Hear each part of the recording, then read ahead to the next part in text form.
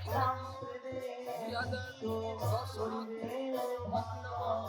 শ্ৰী কৃষ্ণ মন্দিৰ প্ৰতিষ্ঠা হৈছিলে। এবছৰ নিচিনা এই বছৰো আমাৰ এই বিষ্ণু মন্দিৰৰ উদযাপন হ'ব আজি অধিবাস।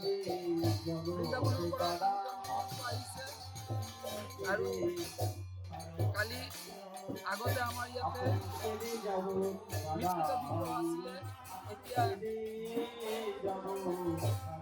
পাথৰৰ মূৰ্তি হ'ব আৰু সকলোৱে মিলি ৰাইজে মিলি আমাৰ এই অনুষ্ঠান যোগদান কৰি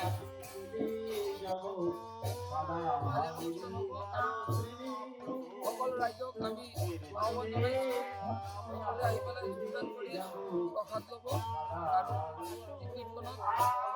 এই বিষ্ণু মন্দিৰ স্থাপিত হোৱা কিমান বছৰ হ'ল? আজি 15 বছৰ হ'ল। 15 বছৰ হ'ল।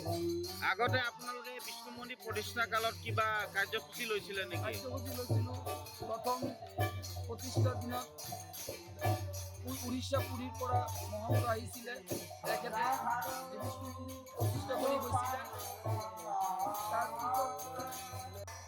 পিছৰ পৰা আমি ভকতসকলক লৈ এই প্ৰতিষ্ঠা উদযাপন কৰি আহিছোঁ প্ৰতি বছৰে আৰু এইটো বছৰ 15 বছৰ হোৱাৰ লগে লগে বৃন্দাবনৰ পৰা লৈ আহি আহৰণ কৰি তেখেতে এই উদযাপন জগন্নাথ স্নানযাত্ৰা পূৰ্ণিমা উপলক্ষে এই অনুষ্ঠানটো 2010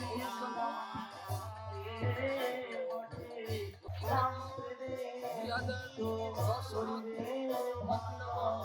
শ্ৰী কৃষ্ণ মন্দিৰ প্ৰতিষ্ঠা হৈছিলে।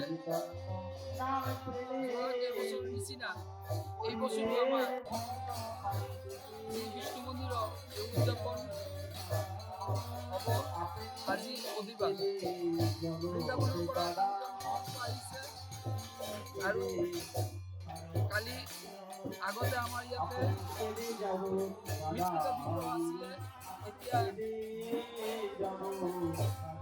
পাথৰৰ মূৰ্তি হ'ব আৰু সকলোৱে মিলি ৰাইজে মিলি আমাৰ এই অনুষ্ঠান যোগদান কৰি ভালে অনুষ্ঠান হ'ব আৰু সকলো ৰাইজক আমি আহ্বান জনাইছোঁ সকলোৱে আহি পেলাই যোগদান কৰি প্ৰসাদ ল'ব আৰু কীৰ্তনত।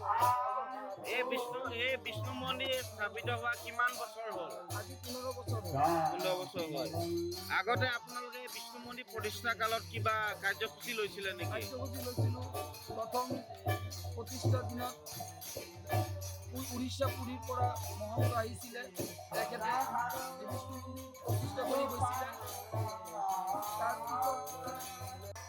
পিছৰ পৰা আমি ভকতসকলক লৈ এই প্ৰতিষ্ঠা উদযাপন কৰি আহিছোঁ প্ৰতি বছৰে আৰু এইটো বছৰ 15 বছৰ হোৱাৰ লগে লগে বৃন্দাবনৰ পৰা লৈ আহি আহৰণ কৰি তেখেতে এই উদযাপন জগন্নাথ স্নানযাত্ৰা পূৰ্ণিমা উপলক্ষে এই অনুষ্ঠানটো যিকোনো খবৰৰ বাবে যোগাযোগ কৰক 7099017330 লগতে 7099017110 নম্বৰত।